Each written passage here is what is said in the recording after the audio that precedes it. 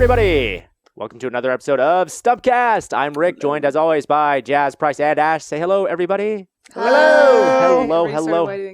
I hope everybody had a nice holiday, and I hope everybody is ready for 2016 because that's what the topic of this episode is. It's the 2016 Hypecast, guys. We're going to be talking about everything that we're super stoked for and everything that we're really looking forward to in 2016. But before we talk about that, we're going to talk about what we do every week. How was your week? And who wants to get us started this week? Price, why don't you get us kicked off? Sure. How's your week been, buddy? It's been great. You know, it's been holiday break for me. So, you know, even more so than you guys, I haven't had to go to work or anything for a little while, which has been really nice. What else? Oh yeah, Christmas happened, and that was a lot of fun getting to see my family. But it's funny how when you get older, it's less about the presents, and it's more about the actually getting to see all your family and interact with them. Less about the presents and more about their presents. Their presents. And so it was a lot of fun. I'm going to show off what my surprise favorite gifts, which were my mom got me these Star Wars socks. Nice. Oh, nice. That they're crazy cool looking. So I'm going to show off a couple of them. The ones right now I'm wearing are the Scout Trooper and the Snow Trooper because they're all mismatched. But I got Yodas. Oh my god. So I have two Yodas. I got a pair of Yodas. I got a Han. Oh my god. I got a Boba. That's actually really awesome. Yeah. And then here's a Stormtrooper. So I have okay. two other Stormtroopers, but it's one's a Snow Trooper and one's a Scout Trooper. I think I might have nightmares about that Han. So my thing is I straight up love these things. They're just so silly. Just that Han face. What's that face? Right. It's just that needs to be on the thumbnail for this. But I like to imagine you dressed up all fancy for when you're teaching some Exactly. days, and then you you've got got your the Star Han Wars socks. socks on. So what you're gonna do is you're gonna be like this. Let me just back up. You're gonna go, oh yeah. Yeah. There we go. and He's gonna look for an excuse to show his socks. Yeah, just a hint. Hint of Jabba the Hutt. You're gonna go up or to your something. desk and you're just gonna put that leg up there. Hey guys, see the socks? See the new shoes I got? They're pretty cool. Oh Yeah. gosh. And then there's Han what's peeking that? through, Just staring into your peeking soul. over. Jealous. Oh man. I'm But- gonna murder you. The pairs I noticed on their website, I might have to buy a couple more because there's a C3PO R2D2 pair that looks pretty snazzy. You Well, know we're have to pick that you know up. Can we're you adults compare now. to the BB-8 socks though I have? Oh, Those are You pretty can't. fucking I awesome. mean, you can't But- beat BB-8, but No. I know Did you that see we're that adults face? now because your favorite gift is socks. I know. That's incredible. I know. I got a Such an ton adult. of socks from my mom, and I love them. Got little monkey socks. They're cute. Mel bought me Cool. video game socks. Nice. See, look Yeah. at we're all getting schmancy socks. This is Yeah, what happens when you nice. turn 30. Everybody, you get Yep. schmancy socks. You know, I'm actually happy receiving apparel. Yeah. No, it's great. It's I'm such not a going to nice buy thing, myself yeah. socks. Yeah. Anyway, so that's pretty much been my week. It's been a lot of fun. I've been enjoying Right it, and yeah, Just socks? Just Price hanging out with Christmas socks and all socks. week. You know, Yep. Star Wars socks. That's it. All right, quick and easy. Right Ash, on. what up, bro?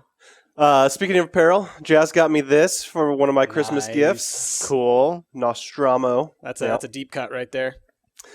She also got me a bear shirt as well from Redbubble, which I have been wearing in the last couple of weeks of getting these episodes. Yeah, I do remember.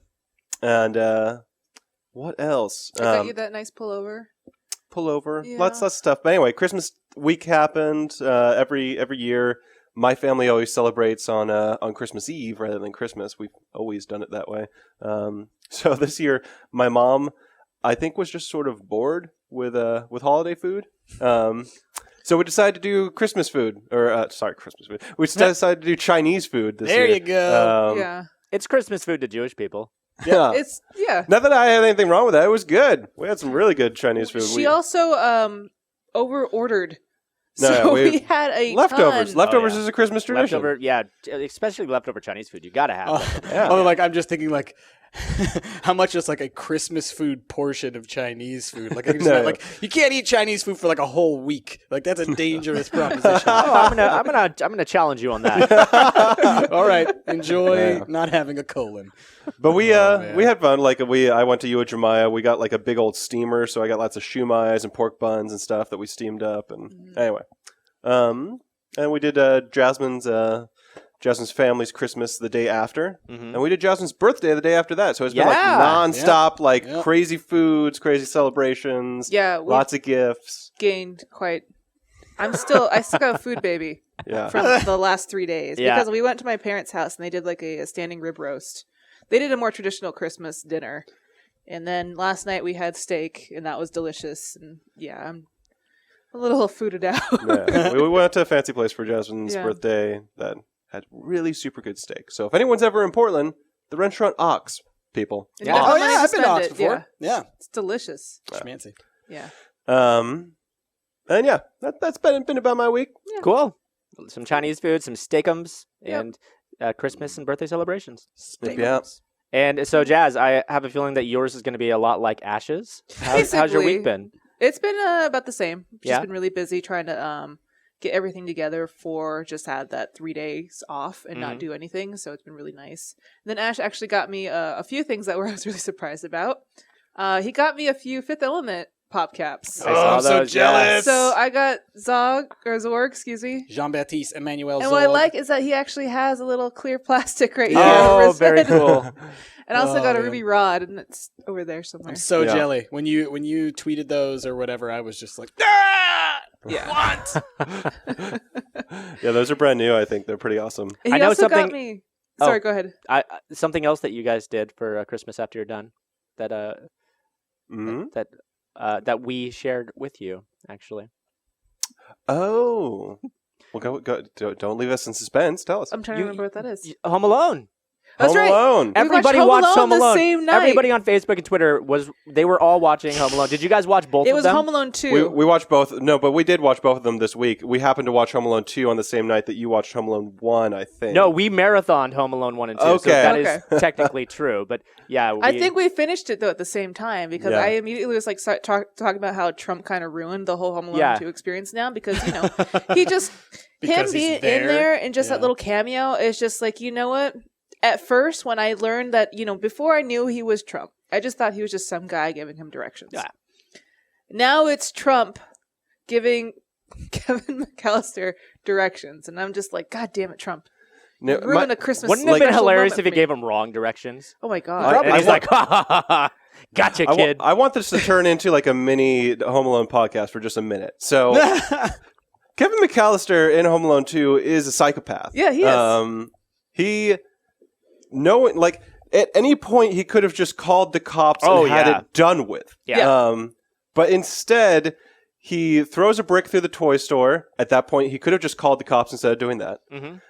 He lures them to a house that he set up horrifying booby traps in. Yeah, it was a death house. Yeah. It was a death house. Oh yeah. It was a death Basically house. saw- Because That part where the Marv first thing gets he does- electrocuted. Yes. You're like, yes. dude, you could have killed the that part man. where he figures that Harry is going to set his hair on fire, so he fills the toilet full of kerosene. Dude. It was very impressive seeing Joe Pesci do a really nice headstand into the toilet. When Harry set his head on fire in Home Alone 2, Yeah. I lost my shit. That was the best joke in that movie. And then he has them climb down a rope that's laced with kerosene and sets it on fire. Yeah. So Yeah. I mean, It's a death house. Yeah. It's a perfect death house Well, just for killing two bandits. You got to step it up in a sequel, Yeah, and that's I why know. Home Alone 2 was so great. Was because they I just really felt so stepped it bad up. for Marv though because he took 4 bricks straight to the face. Dude, from so 5 many stories bricks. high. Yes, he just lobbed those bricks and it perfectly hit him right in the face. I know, and Marv- I laughed every time too. I'm a terrible person. No, No, but I mean, I was just like, he's dead. It's hilarious, but Kevin McAllister needs fucking therapy. Okay. Well, it's Well, you saw if you're left home alone, at Christmas time twice, then you start to lose it. Well, the second time was his own fault. He was there and he went somewhere else. No, He it was- thought it was his no. dad and he got lost. It was the family's fault, absolutely, Yeah. that he got lost both Come times. on, the kid's 10 years old. He can't be held responsible for that. You got to make sure that you've got your kids on the plane.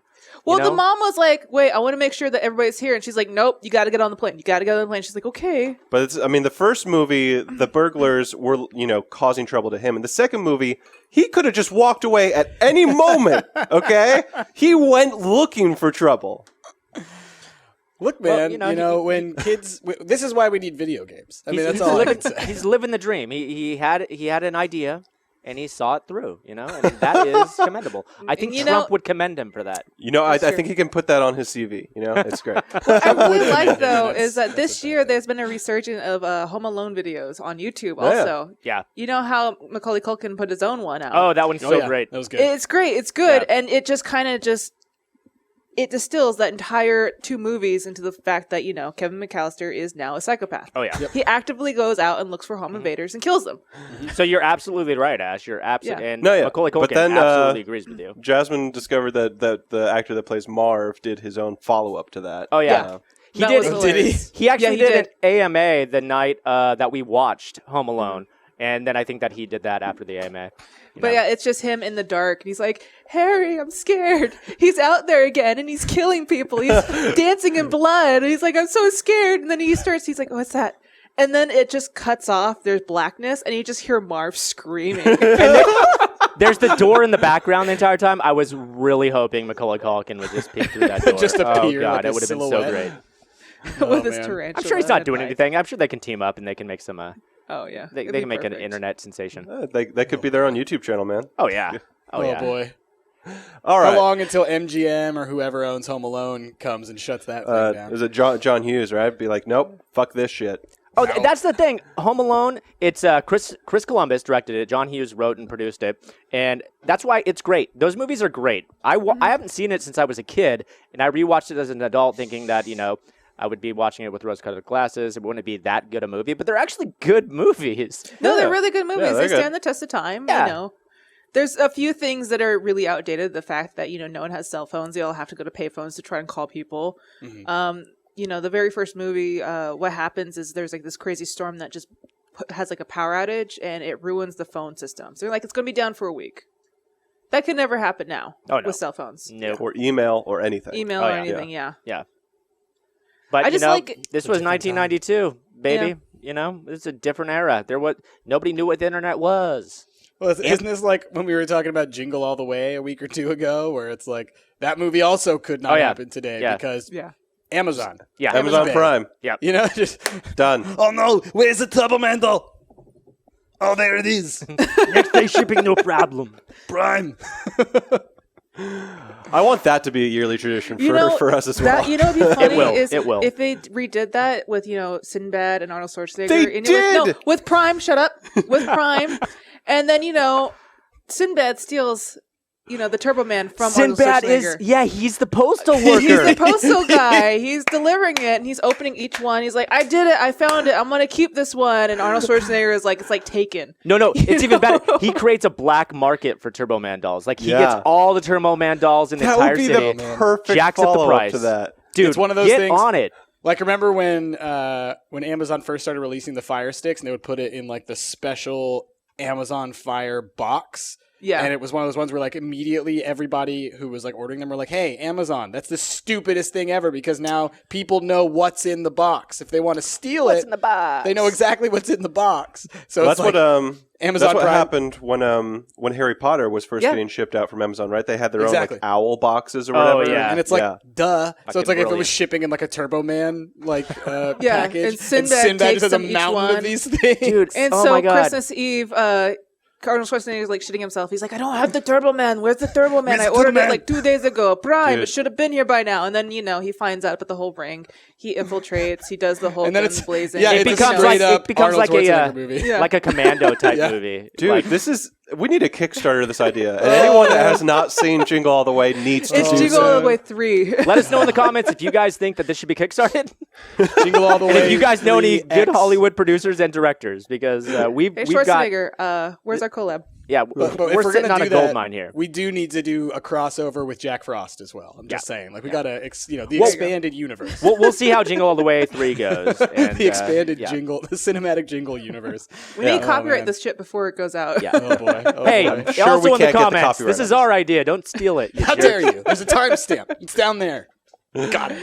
All right, I'm gonna talk about my week real quick, and then we'll move on to the meat and potatoes of Okay. the. So, yes, I also watched Home Alone, as you guys might have heard, and on Christmas Day we had plans to go see The Hateful Eight. The night before, because The Hateful Eight released on Christmas Day, I look up movie times, and guess what? It's not playing anywhere in Portland because apparently we're not getting it released until next week, which is BS, in my opinion. So as it turns out, one theater, the Hollywood Theater, is showing it, and they're showing it in 70 millimeter, and I'm like, fucking cool. Stupid me, I'm like, if we get there an hour early, we'll probably be able to get tickets. Nope. Every showing was sold out by the time we got there, and there was a line halfway around the block. Wow. Everybody wanted to see The Hateful Eight.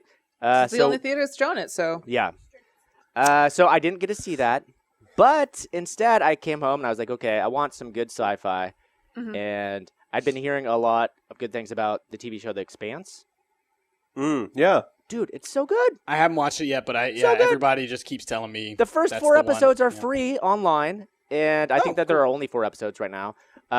It's just like a super scientifically accurate sci-fi show, and it takes place entirely within our solar system. Basically, hundreds of years in the future. There's a Earth faction, there's a Mars faction. Mars is like a military superpower, and there's this really fragile like ceasefire between Earth and Mars, and like anything can set off a war between them.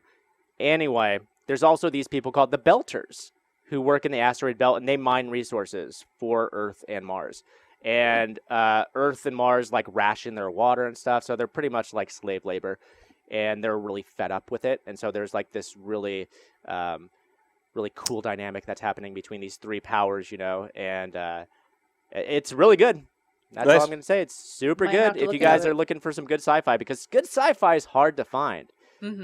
Yeah, everybody. Which is weird. I've been hearing from tons and tons of people that The Expanse is just like, it's changing the face of sci-fi TV. Like, it's a whole big deal. Really good, like, story-driven sci-fi, and you're a stickler for scientific accuracy, I think that this one's got it. And also, Thomas Jane is in it, and he plays like a... good old Tom Jane. Yeah, he plays like a futuristic, like, film dad noir who wants his kids back? No, like, hard-boiled detective. Oh, nice. On the belt, yeah.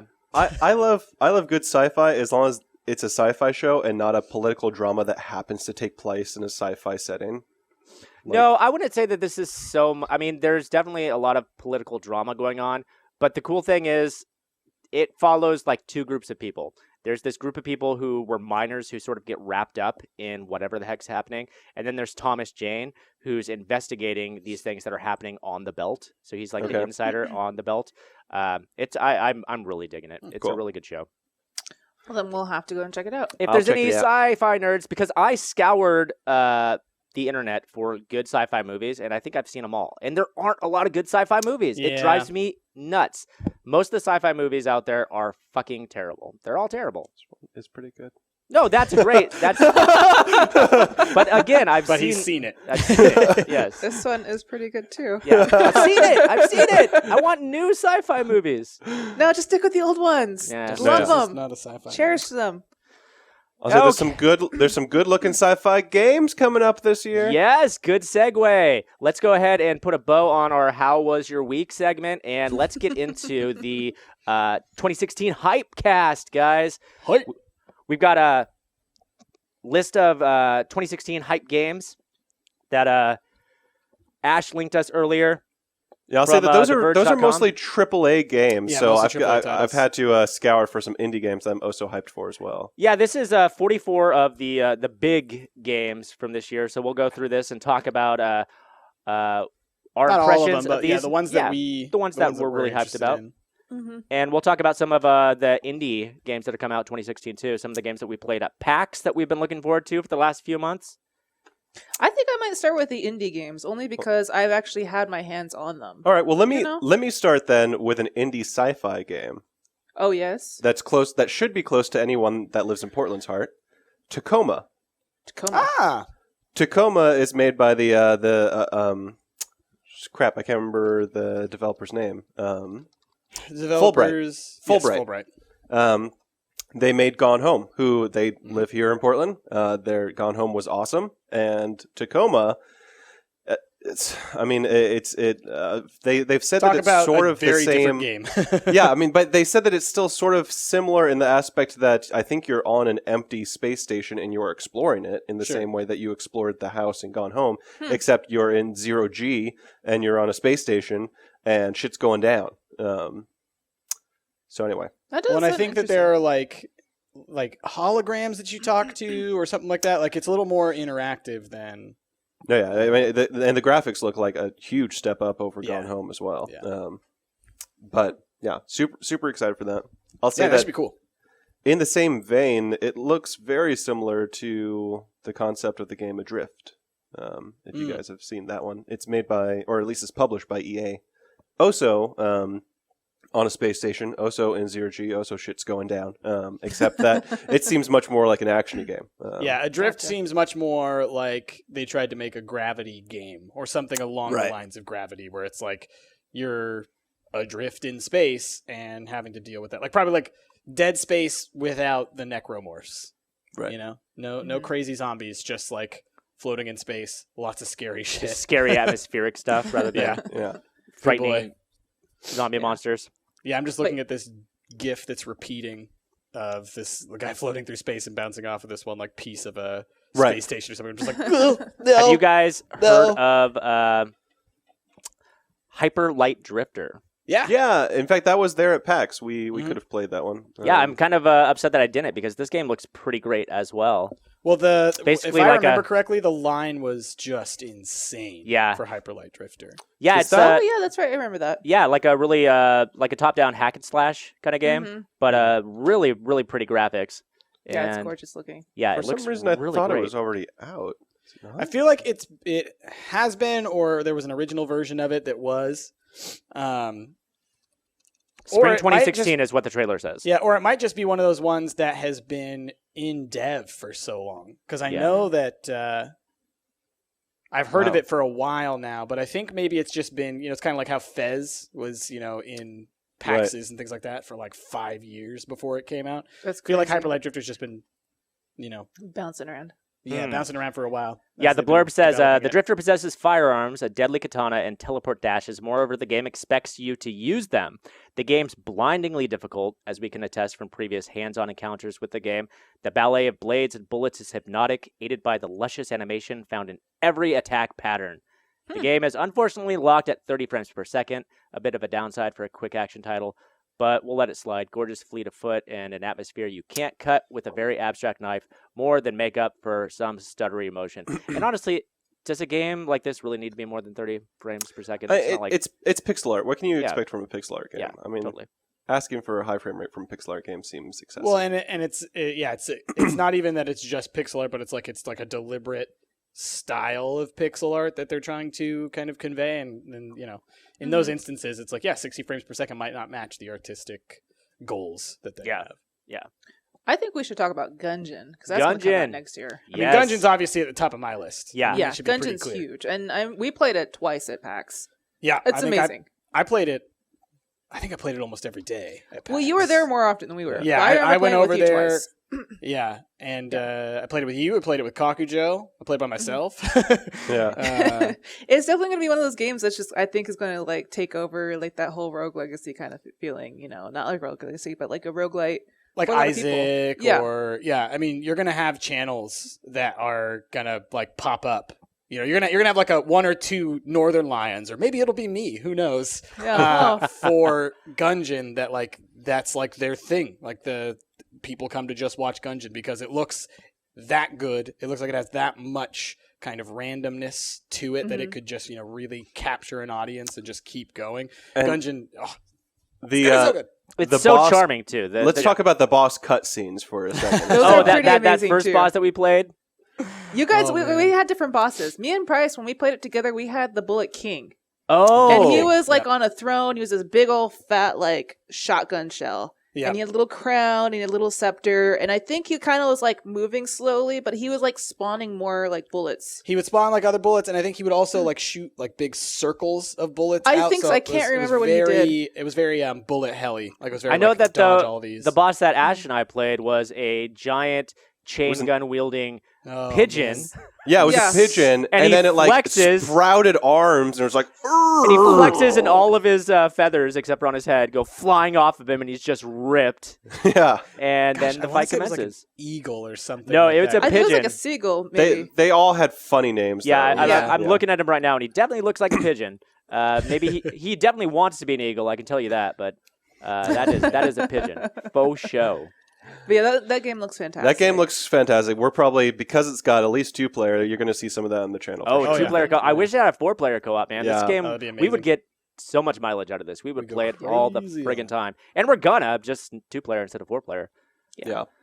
Another game that we got to play at PAX, what I'm really excited about for next year, is one called Moon Hunters. And Yeah. that one looks fantastic because it's a story-driven 1 to 4 player RPG that, as you play it, it just kind of progresses around you. And then if you beat it, your last save is still there. So it's kind of like Undertale. Like, it remembers what you've done, and they talk Yeah. about it as you're, going forward. Yeah, it says that Moon Hunters is a myth-weaving adventure for 1 to 4 players, solving ancient mysteries and building mythologies. Explore a hand-painted pixel art world that's randomly generated, yet rich with legends, non-linear stories, and secrets. How will you be remembered? Yeah, isn't it that like, the actions that you do, people remember them and like talk about them. Like bards will sing about you after a while and stuff like that. But then isn't it like that once you beat it or something like that, you become the gods? Like you become I think you become a mythological constellation. figures? Yeah. Yeah, and then your legend Rolls remains around, yeah. as you move. That's so And cool. not just the people like in villages and stuff that you encounter, but from what I understand, the enemies as well. They're going to remember the things that you did previously, and they'll build defenses for those things. So they'll predict sort of like your fighting patterns.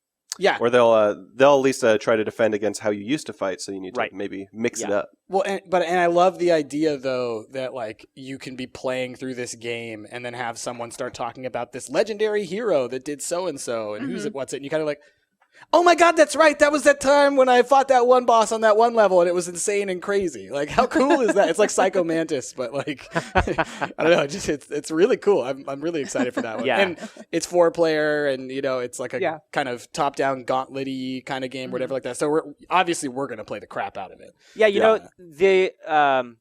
I was playing Bottom Bits the other day, and there's a lot of like old style games. One game that I was playing called Oniken was like super like ripped from NES. It reminded me a lot of Contra, but the thing that it didn't have was like a good gimmick.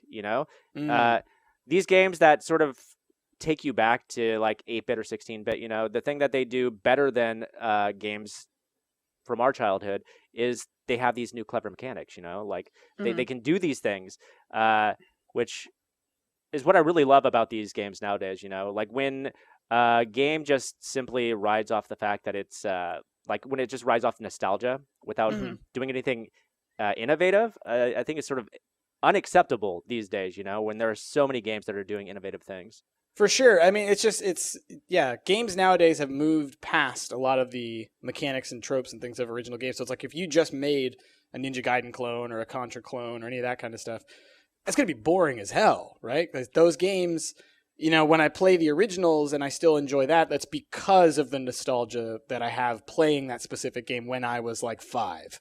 But like, you can't give me a new game as someone who's nearly 30 and be like, here, play essentially the original Contra. Yeah. Right? It's just like, I need more. It needs to be tighter controls. It needs to be sophisticated. It needs to have a cool, like you said, gimmick, something that makes it stand out. So just simply paying homage is not enough. You've got to innovate. Yeah, and I think that Moon Hunters is doing it in a way that we really haven't seen from other games yet. It looks great. I had a lot of fun. It's really original. It's a really original concept. For sure. Yeah. Ash, what are some of the games that you're looking forward to? Stories should be coming out sometime this year. Yeah. That's right. Stories, for those that don't know, we got to play it at PAX, and in our PAX video, the last half of that PAX video is just an interview that we got to have with a person from Stories. They are the developers of Tiny Brains that we played on this channel. But Stories is really interesting. It's a single-player game, but its catch is that it has so many branching storylines that, you go an hour, there's a branch. You go another hour, there's another branch. So it keeps on branching and branching and branching. And so a playthrough of the game might not be super long, but there's so many different endings that you can have in that game.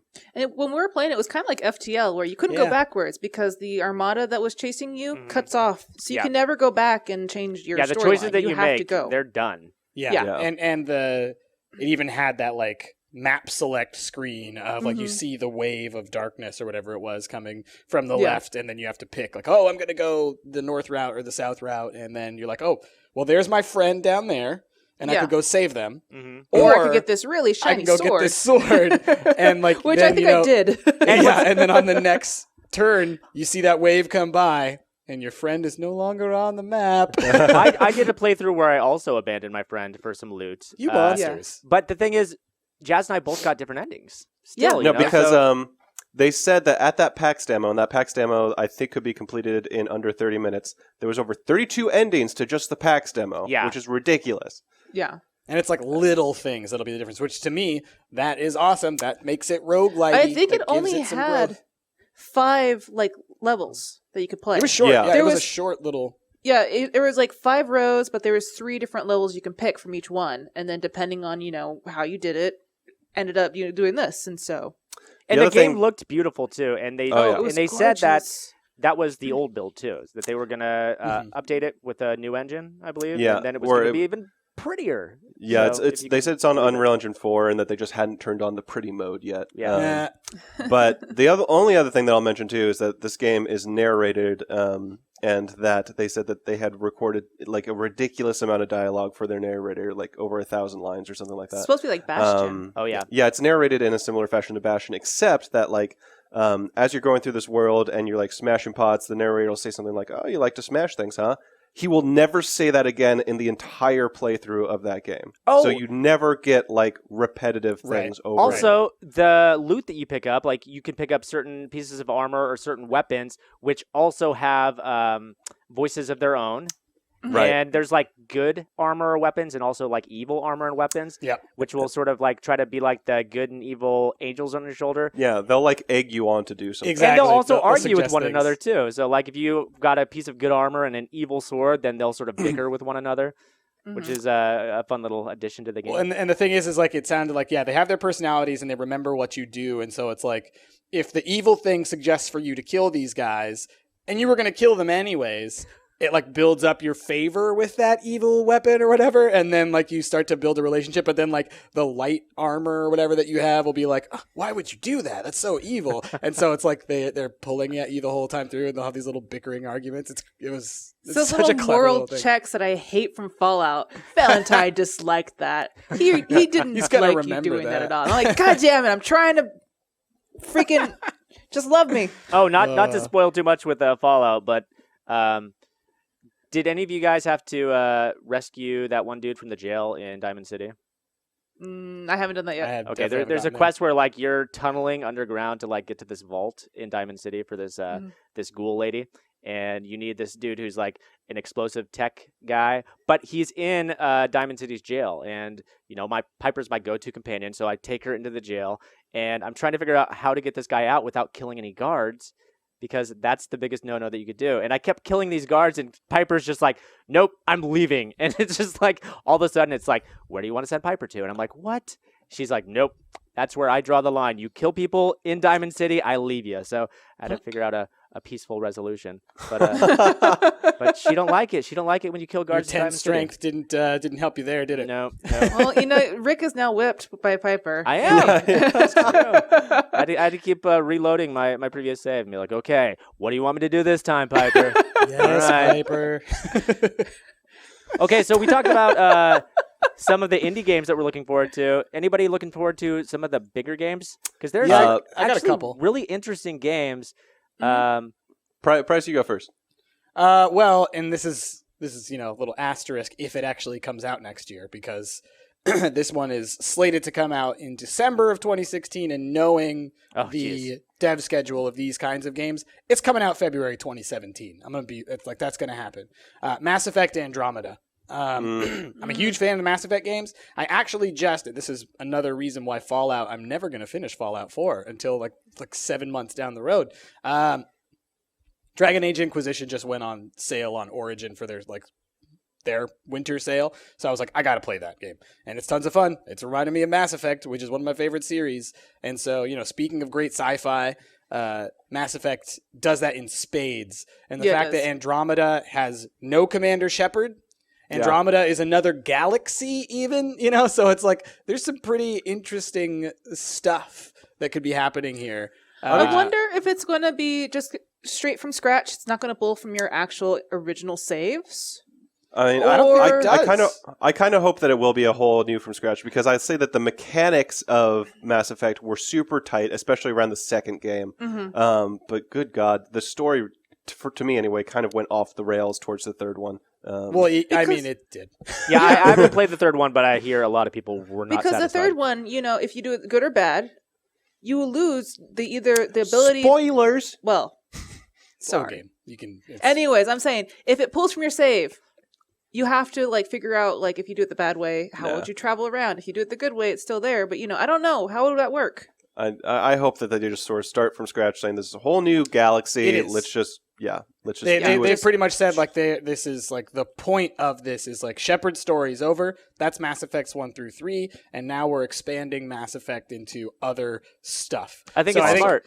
I think the story of Shepard might be something you'll hear about. So, if it at all pulled from your save file, it would be minor little story beats. It'll probably be who was the person that you romanced? So they'll talk about that as maybe being the person you were with. Or if certain characters died in Mass Effect 2's ending, then maybe those people, they'll talk about them as having died in battle or something like that. But from what I understand, they're wiping the slate clean. Nice. And I think that's great. And it sounds to me like it's going to be a little more Star Trek-y, kind of exploring the galaxy kind of stuff instead of Mass Effect was very much there's this end of the world kind of stuff happening. You need to go and, solve this problem. Versus having it be a little bit more let's see where this story goes. That sounds super cool to me. I'll admit that in Mass Effect 2, my favorite part was just freaking mining planets. Yeah. That was absolutely my favorite part of that game. Just dropping little probes. Yeah, little probes. Maybe this one will be a better version of exploring the planets in Mass Effect 1. Well, no, instead of that bullshit rover simulator. For what problems Mass Effect 3 had, which were story related. Oh, yeah. The gameplay, it's clear that between Mass Effect 1 and Mass Effect 3, they figured out what works and what does not. Yeah. The gameplay in Mass Effect 3 is perfect. It's it really is perfect. good. Yeah. If you think you like Mass Effect 2, Mass Effect 3, they tightened it just little bit more. Even the multiplayer was fun in Mass Effect 3. I didn't even know there was multiplayer. Yeah, which is something you wouldn't expect. No, there was, yeah. Yeah, and it was fun. You had to play the multiplayer in order to get the really good ending. Yeah, which pissed me off so much. I remember a lot of people being pissed about that. Oh, my God, those were the kinds of things that frustrated people. Where it's that integrating that into the campaign. I'll agree that was a dumb idea. Just the whole the ending. Choose a color ending is essentially what people talk about. But to be fair to Mass Effect, we don't need to go on a huge Mass Effect tangent here, even though we already have. The whole third game was essentially an ending. And I think that's part of why the big problem came through is people were in the ending to Mass Effect 3, nothing really happens. It's well, yeah, you already did everything for every character. It's you have a whole arc that's about clearing up Garrus's character's stuff. There's a whole arc about clearing up Tali and Legion's stuff. There's a whole arc, you do every single character. You get an ending for every character. But since you're doing essentially endings from the first moment that game starts, by the time you reach the actual ending, which is supposed to be the bow on the top of this, people are oh, what kind of ending is that? It's dude, well, I feel you've been in there. This is the end of the freaking Lord of the Rings when it's 45 minutes. That's what you've been doing is that 45 minutes. Right? I feel like they really wanted just some type of resolution to Shepard's character instead of what we got. Well, which was kind of bullshitty because, you try, the only way you can get the true good ending is you have to play the multiplayer version. So you're always going to have that one ending, which is it just felt really empty. Well, they patched that out now. I know they gave you the good ending patch. But I will say the other part of this though is I think they backed themselves into a corner by saying like, oh, we're going to have all of the choices that you made all the way back in this one game, way back here, try and affect things all the way into the future. It's like, how do you make endings that can actually pull that information in meaningfully, right? Like, one person's game could literally have 10 less people in it. Like, all these characters are dead. You know, you can have, you doomed this group of people to being destroyed, and this group of people went to war. It's like, there's so many big things that, like, to think about them making like a satisfying like CG ending, or like, even like interactions with like the characters and everything. It's like the amount of work that would go into that is mind-boggling. Anyways, those Mass Effects are over. Mass Effect Andromeda is allegedly coming out next year, but it definitely won't. But it's supposed to come out next year. It definitely won't. To that. It won't. And so let's talk about that a little bit too. There's a bunch of really cool looking games that are slated to come out for 2016 that, in my opinion, there's no way they're going to. So the big one to me is a game called Recore. That one looks beautiful. Recore is apparently designed by the original creator of Mega Man, Price. Microsoft hired him on. It's this really. There's only one video of it that I think released at E3 or Gamescom or something like that. I think it was Gamescom. Because it was just a few months ago, so I think it was Gamescom.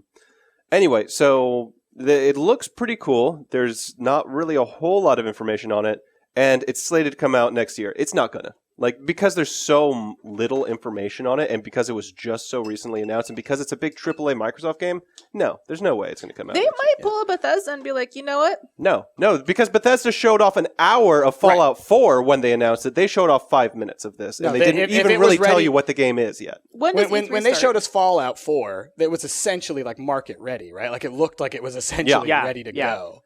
That was smart. This is not. This is not. So let's see. My other one's Horizon Zero Dawn. Looks amazing, and that we have seen a lot of that. It's still such a big AAA game. I don't think it's going to actually. No, I wanted to talk about Horizon Zero Dawn too, because this game seemed to have come out of nowhere. I hadn't heard anything about it, and then when I saw it, I'm like, "Holy shit! This is." It seems like such a weird concept too. You're fighting robotic dinosaurs. You're like, that seems so cheesy, but I want to play it. Yeah. So just my quick little on Ash, what you're saying of that one not coming out next year. I'm going to challenge you on that. I'm going to say it's definitely coming out next year. It's going to be really short. It's going to be the kind of game that is actually fantastic, but people complain about because it's way too short in the campaign. Well, I mean, it's made by the creators of Killzone, who that's kind of their thing. Right. You know? And I think that this is just a doomed thing that happens to a lot of PS or PlayStation exclusives, a lot of Sony type games and whatnot, is they have a great concept, they have great art teams, they have great everything, and they jump into it and they're like, yes, let's get this out there. And then they don't stop and think oh, nowadays, really, honestly, what people care about, and this is something I don't necessarily agree with this sentiment, but that a game has to be long in order to be good. It must be more than 15 hours worth of gameplay for me to feel like it was legitimately worth spending money on it. And I could see this game being something closer to Heavenly Sword or Enslaved, where it's these are amazing games. Everyone should play these games, but they're only 6 hours long.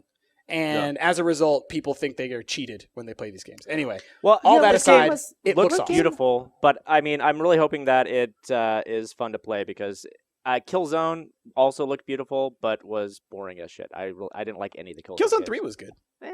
But I'll say that the concept of this game, I think, blew a lot of people away. No one really knew about it when it was, I think it was E3 that it was announced. And it looks awesome. Yeah, dude, those Geth dinosaurs. They're so amazing. And you're future. It's what I love is that the character is tribal looking, but also it's the weirdest post-apocalyptic world I've ever seen. Yeah. And it's gorgeous. One of the games that I'm excited for, and it's a sequel. And the first one, I don't think gets nearly enough praise. Mm-hmm. Dishonored 2. Oh, yeah. I never really finished Dishonored. That was a thing. I feel like it came out at a certain time where it was in between two big games. Mm-hmm. Yeah. And I was really excited about Dishonored. Started playing it, and then another game came out, and I'm like, you know what? What came out at that time? Because I remember. I remember you talk.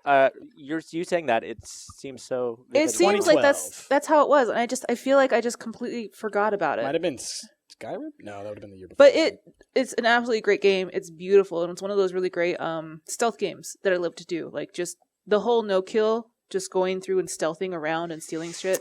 So fun. The stealth, the blink move is so fun to use. The story even is pretty good. And this is a continuation of that story, which is pretty exciting. Not to mention the decisions that you make in the game affect the outcome of the gameplay. So if you go in and you're just killing people left and right, the dead bodies attract rodents essentially, and so the levels become that much harder to play. So it really encourages you to use stealth. That's pretty cool. I didn't know that it had that mechanic to it. Yeah. But I really liked Dishonored, and I think Dishonored 2 looks really, really good. So I don't think I gave it enough of a shake. I think it was a game that had so much hype around it that just because not that I thought it was bad, it just didn't necessarily live up to what I was expecting. I didn't play through it enough. And it's not a long game either. I mean, I think that I probably beat it in about 10 hours. And I think it's like 6 to 8 hours. It's kind of like.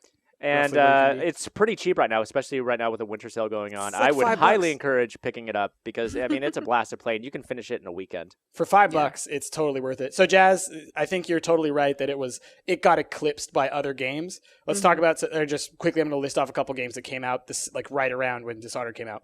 Far Cry 3, Diablo 3, Borderlands 2, Borderlands 2, that was that's it. what it was. Borderlands 2 was the one that's snagged all of our attention. I remember when Borderlands 2 came out, me and my friend Lyle played the shit out of it. We went from like the beginning to the end in less than a week. Yeah. But here's even more. Mark of the Ninja, which another fantastic stealth game, which attracted my attention. XCOM Enemy Unknown. I have a feeling that somebody over here played that a lot. Mass Effect 3. Hotline Miami. Journey and The Walking Dead. All of these games were amazing. They all came out the same year. Wow. So that even makes when sense you have why I never finished it. Exactly. Like Dishonored, it's like Dishonored is a great game. But when you come out next to a bunch of other great games and you're an original title. Half the movies. I was actually just reading an article this morning about Krampus, the movie Krampus. How it actually did fairly well for a Christmas movie that was eclipsed by Star Wars. Oh yeah. By Alvin and the Chipmunks. By Alvin Late. Chipmunks. It's just. Well, I'm just saying, it's just there's so many movies that came out the same time that they're really surprised that a Christmas movie, a horror Christmas movie, actually did surprisingly well.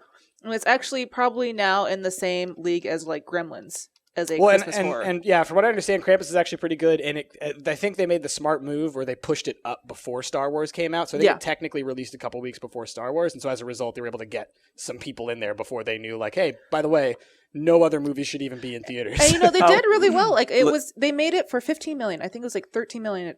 13 to 15 million was what it cost. I just want to share this with you guys in case you haven't seen it. When you said Star Wars and Alvin and the Chipmunks, I immediately thought of this from, I believe this was the Simpsons movie. Look at this. Look at how well they predict the future. I just linked it. I saw that. It was perfect. It's insane. How did they know? The ginormous pictures. There's Alvin and the Chipmunks 3 getting rabies. And Star Wars, The Apology. The Star Wars one has Jar Jar in it. Yeah. But it's called The Apology, and essentially that's what that movie was. It was an apology to all the fans, which is why, I was perfectly fine with it just following all the story beats of New Hope, because it was just a reboot of A New Hope, but it was great, and it was just fan service when you really It really think was about a fan service, which was great. What was really funny is Ash's mom actually just saw it today, and she texted us. Oh, you cannot I'm not going to say what, but she's just like, how could they? I think I know what you're talking about. Nothing. Okay, let's talk about games again. Yes, okay. Come on, I just had to take a quick Simpsons break, okay? Yeah. Mirror's Edge Catalyst. Catalyst, yeah. Mirror's Edge Catalyst. I don't have anything to say about that. I'm super stoked for it because Mirror's Edge was a game that I've probably beaten like 4 or 5 times now at this point, and that I don't beat games normally. Like that's something I don't do. Another game that a lot of people dismissed because it was too short. Just saying. It was a very short game, but that was one of the early launches for the PS3, and I feel like that was a game that really showcased the graphics of the PS3, and even to this day, it still, I think, looks pretty good. It's gorgeous. And innovative first-person gameplay. Like, every first-person shooter now has integrated some of the components of the parkour-style gameplay of Mirror's Edge. Now, like, you run towards, an edge of a thing. It's not press A to go over it, and your guy slowly lumbers over it. They freaking slide over it, It's like, it changed how we interact with the parkour, I would say, is actually really exciting because, that's something... physically I can never do, but it's just you have that really nice momentum that you build through it. And then it's really satisfying to like go through and actually jump through hoops and go under bars and jump like a story to story, you know, from one building to another. Yeah, I mean, it was one of DICE's best looking games, and honestly, it's one of DICE's only games that's not. It's one of DICE's only games that is not the same fucking game. You know, they make Battlefield, they make Battlefront, they make the same fucking game over and over. Mirror's Edge is the only one that's different. And it's probably the best. Yeah. Skipping through the trailer right now. You know, they've been so tight-lipped about this game, though, which I find so strange. Why? Yeah, it was weird at PAX. So they wouldn't let anybody have any photos. Yeah, at PAX, we were not allowed to take any photos of that game at all. No photos, no video. That game, I would have waited in line to play as well, except the line was about 2 hours long. And that's where they hid Cuphead. I was about to say, that's when I was waiting in line to play Mirror's Edge. I at least got to see some of Mirror's Edge Catalyst because Cuphead was right next to it, which is another game coming out in 2016. That one was fantastic. Awesome. Yeah. I love that old animation style. That game is classically hard. It is very, very fucking hard. It's allegedly like Dark Souls level frustrating. Yeah. Oh, no. Oh boy! I think even the devs couldn't beat the demo that they put out. No, I mean, it is insane how hard some of the bosses are. It reminds me of a lot of Titan Souls because it's got sort of a hub world where you go between the map, and then it seems to be just bosses. Oh, really? Yeah. I can't do it. Or at least maybe that's just the way the demo was set up because we played 3 different things and they were all bosses, and it was like this is insane. Yeah, it's going to be good. I'm excited for it. That game is meant for 2-player though, so we need to have we'll get a pair of us doing it. We'll make Ash and Jasmine do it. Pair of salty people. That way I don't have to just die from sodium overload. You know, here's a game that I'm really hoping that comes out this year. I've had this Fortnite mouse pad that I've been using. Oh my god, Fortnite! When is that going to come out? This mouse pad for the last for as long as we've been stumping. Yeah, 2 years basically, and it's supposed to release in 2016. So we'll see. And there have been so many closed betas for this game. Like every month, basically, they're like, here's the next beta, you know, and like probably 12 closed betas. And I've seen they've made a lot of great progression with this game, but still no release date. Just release this game already, people. What's crazy about that game, that was the very first game that was announced for Unreal Engine 4 saying that this is going to be, Epic Games' first PC Unreal Engine 4 game. And now it's not. Now they've got this whole other game that's like a Overwatch Battleborn type clone. And it seems crazy. Well, and what's nuts is what game were we talking about that had been delayed for so long, and we were like, somebody else is just gonna make a better version of this game. Cube World? Cube World, exactly. Hopefully Cube World comes out in 2016 as well. But that was not on any of our lists because none of us expect it. This is a game that was showcased. It showcased Unreal Engine 4, and in the meantime, it's given people the opportunity to see what they're doing and then just one-up them. And they can other studios can churn out a game quicker than Fortnite's been capable, or quicker than Epic Games has been able to do this, you know.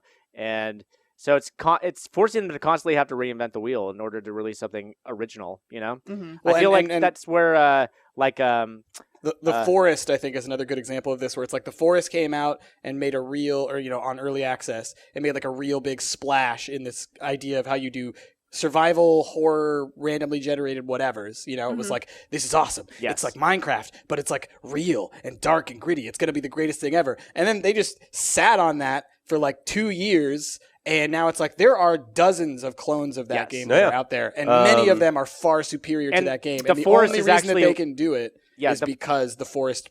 And it wasn't Cube World. It was actually the Forest that I was thinking of, because we discussed this before on the podcast. That, I mean, it's so stupid to show your cards, basically, and then just not play the next hand. Well, and then Rich, you played a little bit of that game, The Vortex or whatever, which I think is a perfect example of. Which is actually someone saw the Forest, and they had enough time to literally make an entire game and release it, and it's like, oh, that's better.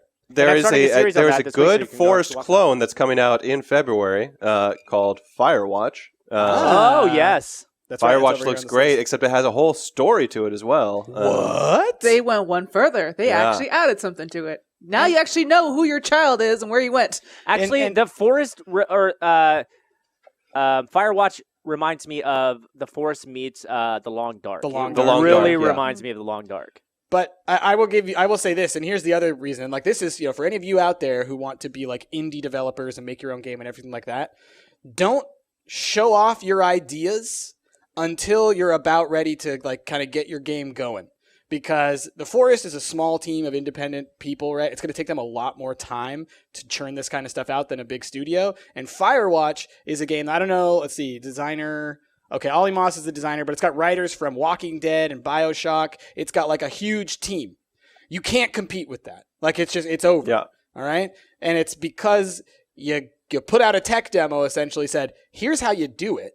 Like, here's like the architecture. And then a big studio came along and said, like, all right, well, we're going to do your game better. Yep. Yep. So just be careful with that kind of stuff. if you're So an does a that mean future we should indie dev. probably edit out our Jingle All the Way 3? Oh, no! No, It's because like- if they make it, that's just easy because I'm lazy. I don't Mel want and to I recently rewatched both seasons of Silicon Valley, and it's the Silicon Valley dilemma. Yeah. It's you got small developers who create an app, and then Hulu, which is like the Google or the Amazon in that show. They're like, oh, we're gonna now take that because we have the resources to develop it quicker than you can. Mine. So, yep. Yeah. It's Anyway, so let me bring up some other games that I'm looking forward to. I can list these ones off pretty quickly. Hitman. I'm looking forward to a new Hitman just simply because Hitman Absolution was not terrible, but it wasn't good in comparison to Blood Money. So it's like I'm still waiting for them to recapture the glory of Blood Money. And it sounds like, Absolution, they said was a reboot. It's obvious that they realized that people weren't too happy with Absolution, so they're doing even more of a reboot by taking the subtitle off and saying Hitman. And they've even said we want to go back to our roots or whatever. They say that every time when they release a game. Hitman subpar. feels like it's becoming the Spider-Man of video games. So my thing is if Hitman comes out and it's terrible, I know what I'm gonna do. I'm gonna reload up Blood Money and I'm gonna beat the crap out of that one again. Yeah. Because it's a great game.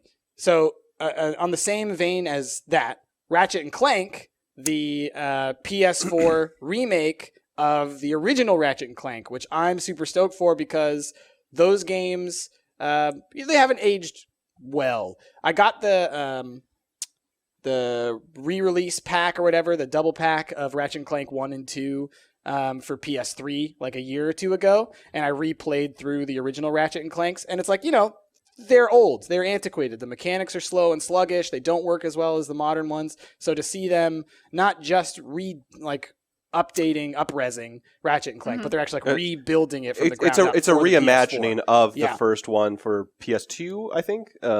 Yeah, the original one was for PS2. Yeah. And with the movie coming out, I imagine they're probably going to... I imagine it's gonna say, yeah. and if I can cut in here for a second, Go. devs of Ratchet and Clank is Insomniac Games, and they have another game supposedly coming out this year as well called Edge of Nowhere, which is a Oculus exclusive. Oculus actually paid them to make an exclusive game for their device. Oh. So that means Oculus should actually have a full release this year as well. I would like to get hyped for Oculus games, but since I don't have an Oculus, I'm not hyped at all for them. Well, I mean, every time I hear it's VR only, I'm like, This is the only game that I'm like I kind of want to get an Oculus for because Insomniac makes good games. Oh yeah, It's all they ever have done. They've never made a bad one in my Solid opinion. products. So yeah, I think that's just something in general, that I've been wondering for the past couple of years, and with every year as it goes by, it seems more and more inevitable. Again, it hasn't. Is those VR things actually making it to market? Because once those are on the market, the game space may change drastically. It may also be unaffected whatsoever, but we're not going to know until they hit the market. And all these companies are investing so much money in it, and we just don't know if it's going to be a Wii situation where it's yep. Everybody and their mom has one. They figured out how to market this appropriately. People are watching 3D movies on their Oculus, and then they're doing everything on the Oculus. Or it's a Virtual Boy, where no one buys it, no one remembers it, no one cares about it because it was shit. So, I feel like it won't be a Virtual Boy. I feel like it's going to be a Kinect. It's going to be a Kinect or it's going to be a PlayStation Move. If it's going to be bad, because I've experienced the Oculus and it's good. It's fun to play. It's great. But whether or not it's just going to be a novelty, we'll see.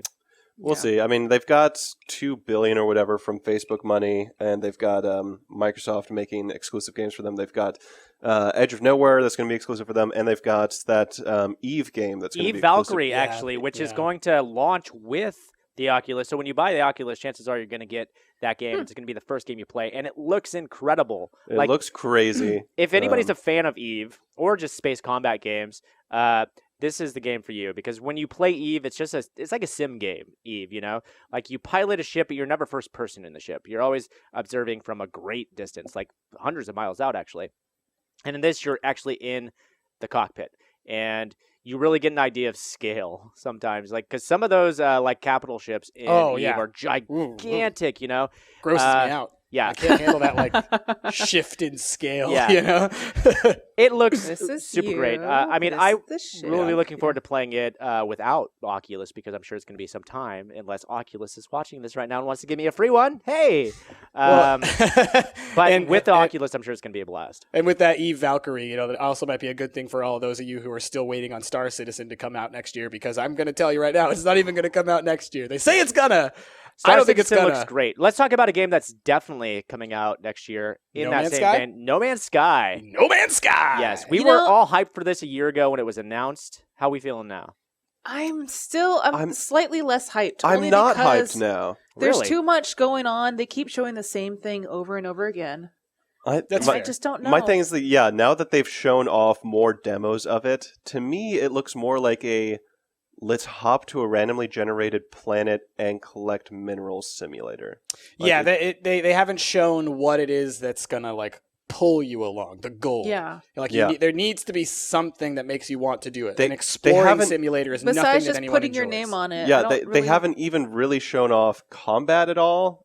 Like it seems pretty unsubstantial what you can do at the moment in that game. Yeah, It's very pretty and it's amazing the scale of it, but it doesn't I seem. feel like it's like a Minecraft type game, but you have the opportunity to go to different planets and I don't build think on you can. different planets. Like they haven't shown off crafting at all. You've got to be able to craft, though, right? The thing about Minecraft compared to this though is that like Minecraft had the community aspect that helped to force it to be popular, right? Yeah. Like you had to learn from other people in order to be able to make Minecraft reached a critical mass by having all these people who were so passionate about it that now there's nobody who doesn't know how to play Minecraft just simply because of how ubiquitous it is. But with No Man's Sky, it's going to be released like a shotgun blast where we all see ads for it. We all see all this stuff about it. And it's like when normal people pick up a game like that and they're just like, I'm after work and I want to do something fun or whatever. If you just get dropped into something with nothing as far as like goals or orientations or tutorializing or anything, you're not going to enjoy it. It gets boring very quickly. So I totally see where you're coming from, Ash, that like until we see what it is that the game is actually about, Right. it's not enough. But I will give them. I guess what I'm trying to say is that those are the kinds of things I think are easy to actually put into a game like this. Like the tech is what's really like shocking and exciting and intriguing to me. And I feel like you can slap in almost a guiding goal of just like, oh, well, you got to get this many resources before this star date. Otherwise, the evil Galactic Empire is going to blow up all the planets in this sector. Let me tell you right here. This is on from the wiki page. Says, when the player first starts No Man's Sky, they will be placed at a planet at the edge of the galaxy, from which point they are free to do whatever they want. I know that the game does not have an explicit goal, but does encourage players to attempt to reach the center of the galaxy all right, through there's something. Boom, done. through Boom. its lore. Spore. Planets located closer to the galactic center will have more exotic and hostile environments with more valuable resources and means to improve one's gear, urging exploration of these intergalactic regions. Hello Games, Sean Murray states that one might spend about 40 hours of game time to reach the center of the galaxy if they did not perform any side activities. So apparently there are activities to perform. Okay. But he also fully anticipates that players will play the game in a manner that suits them, such as having those that might try to catalog all the flora and fauna in the galaxy, while others may attempt to set up trade routes between planets. Trade routes. Okay, so that gives you an idea of sort of where they're leaning. I am really surprised that there isn't more of a crafting aspect to the game because I feel like that's a really I haven't heard anything about crafting yet. I haven't heard anything about combat, and I still haven't heard anything about story. So yeah, it really just seems sort of like a fancy version of a game that you just like put to on me. kill It the sounds time. like it sounds like Starbound without crafting. Yeah. Third person But Starbound. 3D and pretty. Yeah. But 3D and pretty, sure. Yeah. I feel like there's I mean, of course, it's way too early to pass judgment, but I feel like there's going to be a lot of missed opportunities from No Man's Sky. Yeah. So What's the I mean, game that we all saw trailers for recently? That's like you build like machines and things, and they build the house. Oh, that turns into a vehicle. what yes. was that called? Something. I can't remember. It looked remember. great. It looked great because you could you were a little dwarf, Yeah. and you could build Okay, these. we got to. What the fuck? We got to go Little back into the gyros. Facebook chat, but I think like all of us, that's a game that we're all super stoked on. And I knew I'm so glad that none of you remember the name either because I know it's something very generic. I remember It's the like- trailer. It said like something the controller. I remember that. Right. Uh, Well, it's like I can't auto remember. craft. Well, I'll look for it right now. mech While we something. look for that, let's talk about Unravel. That's on my list. Yes, I had Okay. that one. I was going to talk about Unravel. That one looks for it, Jessica. fantastic. It's so adorable and cute, and it's just it's such a unique idea that you're this little tiny like yarn guy, and you actually have a ball of string that you have to use to accomplish things. Mhm. It's great, and I love it. Oh, I can't wait. Yeah, Yeah, that one's- when I was on Origin the other day picking up Inquisition because you have to use Origin. Yeah, you trixies. They actually had Unraveled there, I guess, for pre-order or something like that. But like for like a split second, I saw it and I was like, oh, Unraveled, awesome! I'm gonna grab that. Like I was like, this is so joy, and then it wasn't. I was going to say, like, it's so surprising to me that it's an EA game. It's being devved by some devs out in France, Which, but yeah, shocking. it's EA's doing something that actually isn't generic and awesome. The game is called Scrap Mechanic. Scrap Mechanic! Thank Yes. you. That's And, funny. I like It how looks like good. just completely off we were on that title. Yeah. Well, because it's like Minecraft. Minecraft took a while to remember. What the heck is the name of that game? You know, the one where you build stuff and you dig. Is it dig Yeah. build? Yeah, Dig you build mine and you game? craft with the It's game where you mine and craft craft. mine. Craft mine. Yeah. A diggy builder. No, this Yeah. game immediately I saw it and I was like, "Oh, Lego's the game." Mhm. Like this is this looks kinetics. incredible. Even the little people that you play as look like Lego people.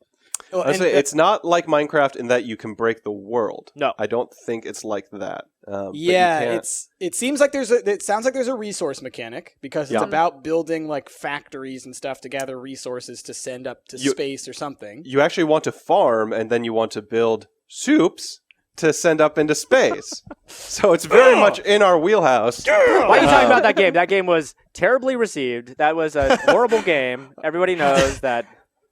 Metacritic, you're fucking up. You're the worst. Because that game is amazing. But like, yeah, Scrap Mechanic looks fantastic. The whole like the way that you build the machines, the fact that they build a house that then That's a goes car. onto wheels and then moves along and then it resets back into it. Like, we are gonna go crazy for that game. Like, We're gonna I'm build so a gigantic excited. bear house. Oh, this is And in then our the bear- wheelhouse. Oh, it transforms dances? into a transformer and then just walks.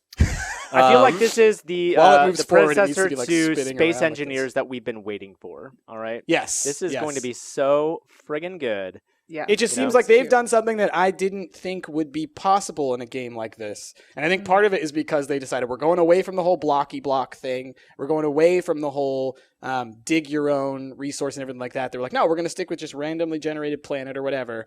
And it's all about the mechanics. It's all about like making vehicles, but in a way that's simple and yet allows you for like ultimate freedom to make like anything. I think It the looks so impressive. simple aspect is the important part because this reminds me a lot of something like a Technic mod for Sure.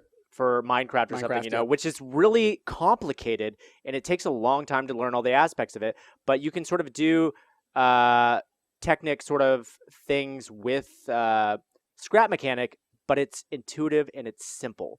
You know, you can create these ridiculous contraptions, cars, rockets, cars that turn into rockets, you know? And the big thing I think is that in watching one of the videos that they showed off of it is like the mapping the controls onto the vehicle is essentially done for you. Like you sort of like because of the way you orient it and what you set as forward, it's like the controls will always be the same. That like this button makes you, go up on the Z axis. This makes you go up on the Y axis. This makes you go up on the X axis, whatever. And so as a result, you don't get into that like, the Minecraft redstone, whatever nonsense of like, oh wait, so this switch will move that piston up, which then means this thing goes like, it's like, no, you build the thing and it intuitively figures it out, I guess. Well, so you just get to be creative. It works on switches. So you have you have a switch, and there's like stages to the switch. So say there's 10 stages. You're like, okay, what do I want to happen in the first stage? In the first stage, I want the wheels to deploy, and I want this door to open in the first stage. And then in the second stage, I want the wheels to extend, and then I want the doors to close, and et cetera, et cetera, et cetera. Right. So when you push that button, it's going to go through all those stages. Wheels deploy, wheels extend, door closes, and all these things happen just from hitting that one switch, as long as all the components are linked to that one switch, you know? So, I mean, it's not the easiest thing in the world, but it's really easy to learn and to pick up on. Exactly. I think like it gets you past that like that entry barrier that a lot of these kinds of games have for most people. You're not going to get bored by the time you figure it out. Right. I've got, to sort of cap off my list anyway. Okay. I've got a game that's coming out in less than a month. Ooh. That has been in development for over 7 years. It's created by the creator of one of the most critically acclaimed indie games of all time. I know what you're going to say. Yep. It's on my list too. Is it coming out soon? The Witness. The Witness. That's not the one I was Witness. Oh, yeah, I know he's talking about John Blow, right? Who made Braid. Jonathan Blow made Braid, one of the most critically acclaimed indie games. Some even called it the original indie game because it came out and it sort of launched the Xbox. It sort of launched the Xbox market, thing. It introduced a bunch of casuals to indie gaming. I didn't realize he was making this. The Witness is his next game. He's been working on it for a stupid amount of time. Yep. Honestly, it looks so much different than Braid that I'm not totally hyped for it yet. Oh, dude, you should be.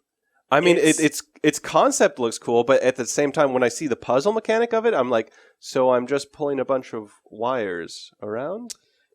From what I understand, it's like I think he wants it to feel like Myst, where you have to constantly be rethinking about how to interact. Like it's a sort of physics based. It's like 3D, Unity, whatever, and it's about like learning how to interact with the environment, but that you're going to be constantly being like flipped on your head on how to do it to the point to where he said that like most people will not finish like 80% of the puzzles or something like that. There's over 650 puzzles in the game. Wow. And that he says like in order to finish the game, you only have to do a fraction of that, like if you want to finish the quote unquote story, but also that like because of the difficulty curve and like the way that things are oriented, he expects that like not everybody will get through them just simply because of the kind of frustration. And it makes me think of, really quickly, tangent, on the Steam sale, I picked up Infinifactory, which I've been wanting to pick up for a while because it's from the guy who made, Space Chem?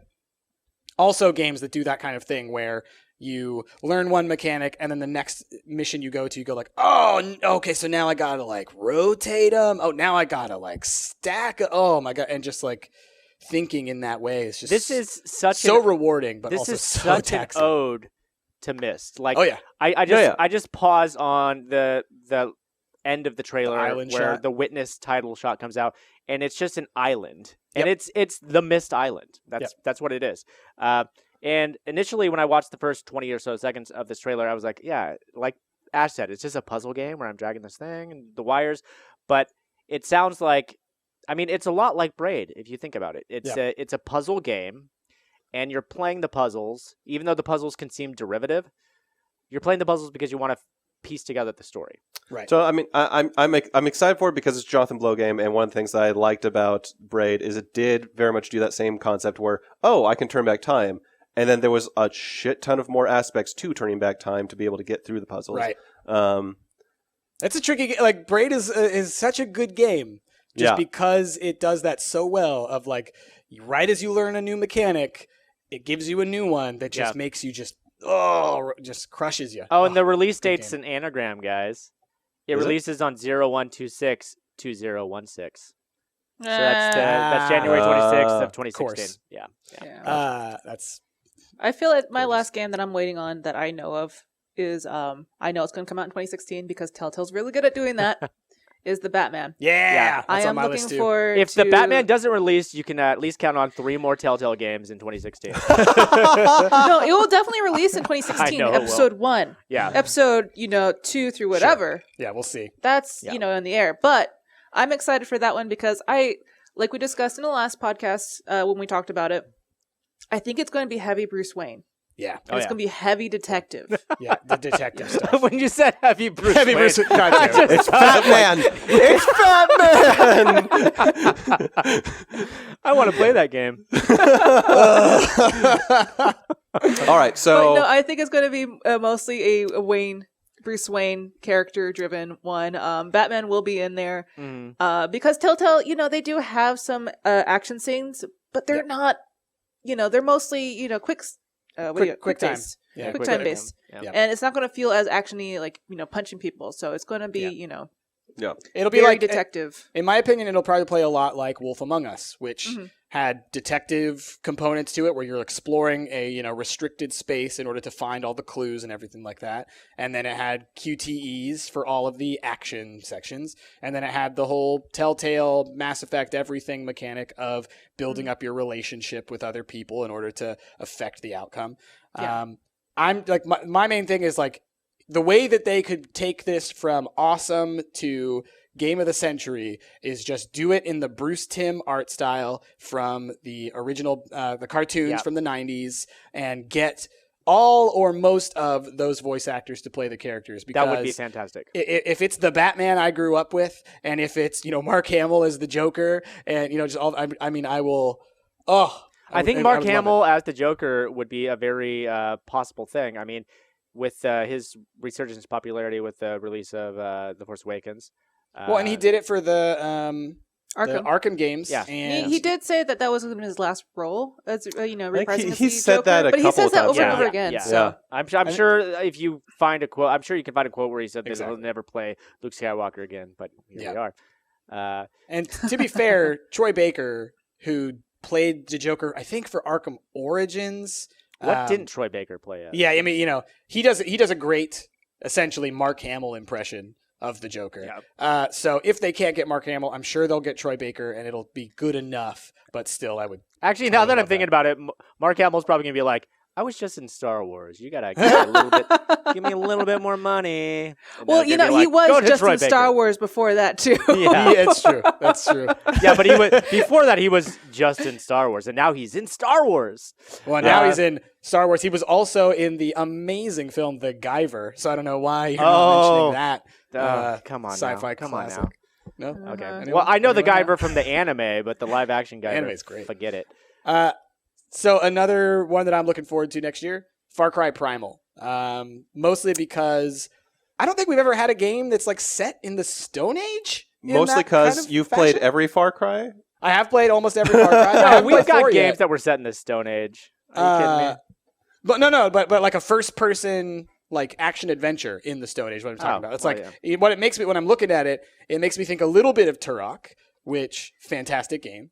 But also the Far Cry games do a really great job of the side quests and like the world stuff. Like I never really care much for the storylines. I don't really pay that much attention to them, but the whole like taking over outposts and all that is really cool. It's got the hunting mechanics, which look really cool again. And then you can catch and train animals in this one. So you can get a saber-toothed tiger, And then ride that saber-toothed tiger. owl, So you're like Beastmaster. wolf, Yeah, a bear. Beastmaster the game. And so the thing is like they showed this off in one of their recent trailers. It's totally cool where like the guy will be sneaking up behind somebody with his knife, and then you'll hear him like whistle, and then out of like, off the top of a cliff or out of the bushes or something like that, freaking saber-toothed tiger or a direwolf just takes that person down, and then he takes out this guy. So to think that like you're going to have this whole like sneaking in mechanic where you're like your animals, you're beastmastering it basically. That's rad. Come on. Does anybody else feel like the next Far Cry is set in like the Stone Age as a way of deflecting like any kind of accusations of racism? Oh no, because I'm sure that people will get upset. Because that, in every your single character Far is vaguely Cry, white, so like race we'll or see. racism has been a bone of contention. Like in the second Far Cry, they were They were in like, Africa. "Oh, you're Yeah. playing this white kid who's like basically like in." Well, you mean Far Cry 3? Because Far Cry 2, you actually choose your character, so like there wasn't as big of an outrage over Far Cry 2. Far Cry 3 sorry, Far Cry 3 and Far That's Cry what I'm talking 4. about. Far Cry those 3, was and then Far Cry outrage. 4, Yeah. they overtly made the character Asian and going back to his like home country. Right. But people were still just like, that's racist in a racist kind of way that we're making up, Well, And so I feel Everybody's like offended by everything. Oh yeah, Well, but then- I feel like they're like, we're going back to the beginning of humanity.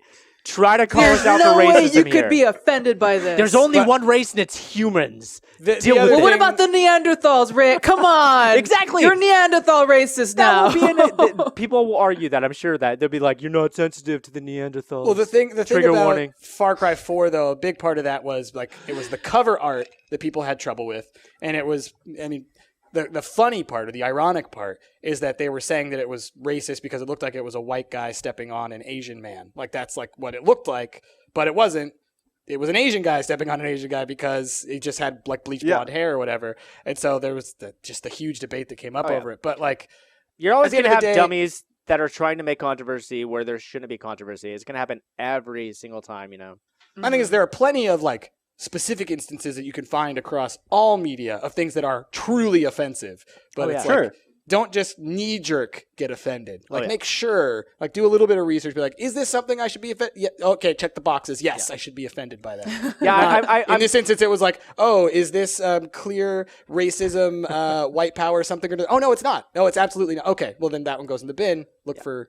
I'm sure that they somewhere didn't set it in the Stone Age because of that, but I like to believe that they did. else. I think that's. I don't think you're necessarily wrong.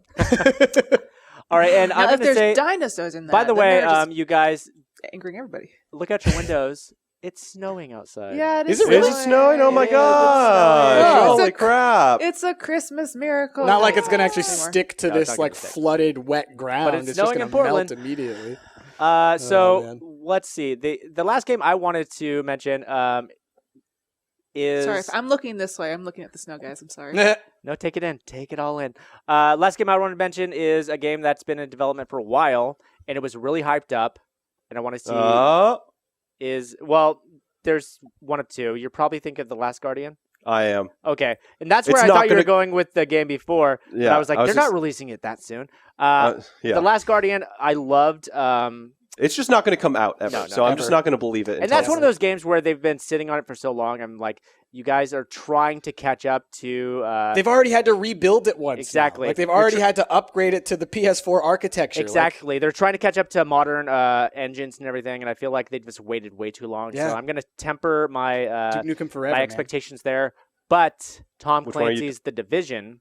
Oh, Now, this game looked beautiful a year and a half, 2 years ago when it was first announced, and now I'm kind of getting the Watchdog vibe from this, like the trailers that they've shown and the gameplay that they've shown are probably being run on engines. It's a that little- it's And a little bit too polished. curated. Yeah. Right. Which So- I'm fine with. I'm not a guy who needs to have a good graphics as long as there's good content. I'll say that there's been some leaked alpha footage that has come out like within the last month or so, and all of that leaked alpha footage is from Xbox One, and it's been recorded via the weird stream it to my PC functionality that Xbox One has. So a lot of people that are in the closed beta says it doesn't look this bad, and okay. even But, when yeah. it's on PC, it'll look a lot better. But anyway, And here's the thing: is the trailer, or not the trailer, the poster for the game. Let me see if I can pull it up here. Which tab was this in? Here we go. Online open world RPG. Now, right. I mean, an I think open world that's- RPG and That- an I online call that- RPG. It's a loose translation of what RPG means. Yeah. Like this is like it's like when someone says like when you say like that's not an RPG and someone says well you're playing a role. Yeah. That's I mean, not what RPG stands for. From what I've seen, it's open world, and there's going to be it's meant to be 4-player, which is awesome. But it's also sort of like there's going to be procedural events that happen throughout Sure. the city, which And is a really cool concept. And there's like quests and stat building and stuff. There is, right? So, yeah. I mean, it might I think be that's RPG essential like, to an RPG. I mean, your class does sort of level up to have Yeah. like those like magnetic grenades or whatever it is that you have. look at a game like Parasite Eve. Parasite Eve is technically an RPG, but it's not a conventional RPG. So, Sure. But I mean, you do level and you do have traits and stats. Man, what a deep cut. Most of the people watching this probably. I was going to say that's a PS1 game, man. You're deep. You're really reaching into the bag. No, but I've heard people refer to Zelda as an RPG, and I'm like, no, it's not. It's like, it's but not it's that commonly leveling. referred to as an RPG. So I'm really wondering what RPG aspects they're going to include in this game. And like I said, I'm willing to forgive some bad graphics. Like Watch Dogs, I would be willing to forgive the downgraded graphics if the content was there, but it just didn't have the content that it was hyped to have had. Yeah. Right. If the Division has a good story and it has good 4-player online multiplayer, I'd say- and the RPG aspects are there, then I think it could be a good game. I'd say don't hope for a story, but I think it may replace something like Payday in just sort of ease of having a entry fun and- squad-based Okay. thing to do. I could see that. Sort of like a Yeah. Grand Theft Auto Online, but like a little more depth to it, a little more something going on. I will say this though about the Division, because I very, very clearly remember the first trailer that they released, which was like a gameplay video of 4 people playing this game, recording their experience. Yeah, I know what you're talking about. As Let's Players, is it not the most frustrating thing ever to see a studio written, directed, Let's Play light experience to try and sell people on a game? Like, oh, hey, here, hit me up with those med packs. Oh, hey, do and just like so obviously acted, so obviously not real. It's like, just go and find a Markiplier or somebody, have them play your game, and it will sell itself. I feel like what they did was they had people play the game, and then they went back in and wrote dialogue for it. So they're like, okay, at this point, they pass off the med kit, and they're like, hey, okay, write the line, hook me up with the med kit. Okay, now we're gonna have people record the audio over the gameplay. It was so manufactured. There are like 2 or 3 or 4 shots in it where it's clear that no. They made sure that this person who was playing like turned their camera at the right angle so that they would see the drone coming up over the top of the thing and flying in. And like it was too perfect. Yeah. And the thing is, like, that shows off some of your game mechanics, but everyone, and I mean everyone watching it, knows that it's not real. And as a result, it was completely it is manufactured. it was so a trailer. off-putting. Well, My thing is like It was like the trailer that they showed off 3 years ago at this point, or however long it was. So many of those features, I'm sure, have changed at this point as well. Like specifically, the one I'm thinking of is someone says, "Hold on, I'm switching to tablet." oh yeah. I'm positive that's not a thing anymore. No one says that, by the way. Yeah. If you're playing on your tablet while you're also on this, here's what's going to happen. Someone will be like, hold on, I'm going to try to pull it up on my tablet. Dude, why are you always on your tablet? Just pull it up in your freaking inventory, man. You're wasting our time. Hey, guys, my mom needs me to go upstairs. Like, just that isn't a genuine experience. Show that, and people will be like, oh, yeah, this looks like a lot of fun. Don't show me fake bullshit. No. And try and sell me that it's real. I don't hold it against them as begrudgingly as you do, because I feel like the gameplay was real. However, the multiplayer interaction was manufactured. So I mean, like they just did a poor job of executing that aspect of it, but they really wanted to show off the fact that 4 people online can be communicating with one another, but as long as the gameplay itself was real and not manufactured. No, I'm going to condemn the game based on its marketing. Anyway, yeah, it looks fun. I have some hype for it still. Like, I think it could actually be a really fun experience for all 4 of us as well. Yeah. But it's Ubisoft, so I have tempered expectations. Yeah, but Ubisoft is hit or miss. I mean, they release great games and they release some stinkers. It's also, it feels like a DayZ clone too, kind of a thing, where you're going to have hopefully it's not other people online like Russ. There's always going to be that one asshole that's just going to camp you. It's not, no, I mean, I don't think it's like that in that, you're not having permanent death or anything like that. Well, in the what I watched, it did seem to be permanent death. It looks like it. Well, yeah, it looks like it. And so I haven't heard that it's going to be like that, but I'm with you, Jazz. If it's like those games, I'm just going to go ahead and say it. That genre, not for me. I absolutely I'm not going to play it. If it's like that, I'm not going to even play it because purposely don't play a lot of multiplayer games online with other people it's because a people are assholes. It's a Tom Clancy game, so it's so you're not going to get that really bad crowd. No, already. What are you talking? It's a Tom Clancy game. It's not going to be like that, is what I'm saying to you. Well, but the thing is, if it is that style of game, though, where it's like, okay, if you die, you reappear, like you respawn with none of your equipment, nothing. You have to start from scratch, and it's a persistent world where people can hole up and do those things. I find That's it hard to I don't believe, think it will be, though. I find it hard to believe that a major studio would release a game like that. I mean, I'm pretty sure that they have people who are aware of those types of games and those types of communities, and I would really hope that they'd be smart enough to avoid those kind of things. But I completely sorry. Saying that, I was going to let you finish, but just saying I'm that gonna let they're you saying finish, that. No, they're saying that it does sell well, and that a major publisher is like, let's get in on that action. They're going to make a permadeath, persistent world with this kind of thing. They're going to sell it, and they're going to make millions of dollars doing it. I get that you don't like permadeath games. Show me something that says this is permadeath, and I'll be on board with you saying that you don't like it. That's what I'm saying. It looks like it. From what I I've will seen, be it looks surprised if they do. If they do, then this game is out the window for me because I really enjoyed playing Ark, but I played Ark single player, and I completely missed the multiplayer aspect because I know that the Ark community is such a pain in the ass to deal with. I'm not going to go. Not to condemn all of you Ark players out there, but it's more like that kind of game breeds a certain kind of behavior. That you Ark players who are legitimate and good-natured Ark players, I commend you, but I'm not going to spend 20 hours getting to the level where I need to get this dinosaur or get this equipment in order to get this dinosaur and then have it all taken away from me harvesting narco berries in the middle of the night because I didn't build a good enough base and somebody just murdered me in my sleep. Those kind of games, it takes away from the fun. And sure, it's realistic, but it's not fun to play. Sometimes that's why we play video games, because we want to escape realism, okay? That's why we do this. Ark was really frustrating when I played it with my friend Lyle. He's like, you have to build yourself a base. If you just sleep, someone's going to drag your body, because it persists, into the water where you drown. Mm-hmm. And then you just get looted because everything, when you're dead, pops out, everything's gone. And he said you also have to make sure that if you have dinosaurs, you have to paddock them, because there could be some guy that lures a Tyrannosaurus and kills everything. Because I don't think other players can kill your dinosaurs, but definitely other dinosaurs can kill other dinosaurs. Yeah. And some of those dinosaurs take hours to tame. You have to chase them, and you have to kill them. You have to feed them the right berries to keep them sedated. Yeah, so Tom Clancy's Ark is going to be terrible.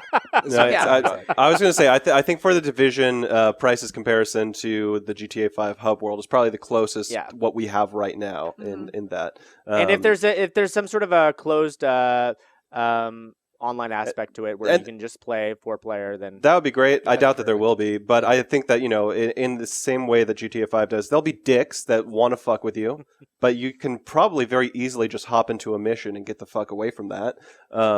Or when you do die, you lose stuff, but there's insurance to make sure that you don't lose everything and stuff like that. So in-game insurance. Oh, is that in Grand Theft Auto? Do they have that? That's how you get your cars back and shit like that. Gotcha. You don't have enough in-game currency to buy the insurance, and so now we're creating social classes within the video games. Okay, there's mobsters coming in, and they're like, "You got a really nice car here. It'd be a shame if something happened to it." Sorry, guys, I can't. Can't record any new videos today. I got to go work my $15 an hour Cluckin' Bell in-game job so that I can pay off my payments for the next 10 years. This is Shenmue 4 right here. This is what this is. I wasted all my money on the bubble toys. Sorry, guys. They're so cute. You want to collect them all. All right. We're looking at hour and a half right now. I think that's a healthy podcast for you guys right now, but I want to give you guys an opportunity to say anything that you might have forgotten to say. Stick Boyd and Overcooked. I won't say any more than that. They're two indie games that should hopefully be coming out. Stick Bold and Overcooked. Both hopefully coming out. Both 4-person local multiplayer games. Yes, that's also our bread and butter, baby. Rick, in a couple months, XCOM 2. You're going to be all over that. And I know Oh yeah, man. Turn-based strategy games. That's my jam, dude. I'm going to be all over that. Oh, Overcooked. They look like Muppets. They look so cool. And one's a cat. It's a cooperative, like Hell's Kitchen type game. Oh, basically. I love it. Okay, I'm really looking forward to that now. I didn't know that I wanted this game, but now that's the only thing I'll be thinking about. Oh, they're adorable. Oh, yes. Oh, very good. All right, guys. So that's been our 2016 Hypecast. I hope you guys have enjoyed it. And if you have, give us a like. Make sure to share and subscribe if you haven't yet. I've been Rick, joined by Jazz, Ash, and Bryce. And we will see you guys in 2016. Bye. Bye.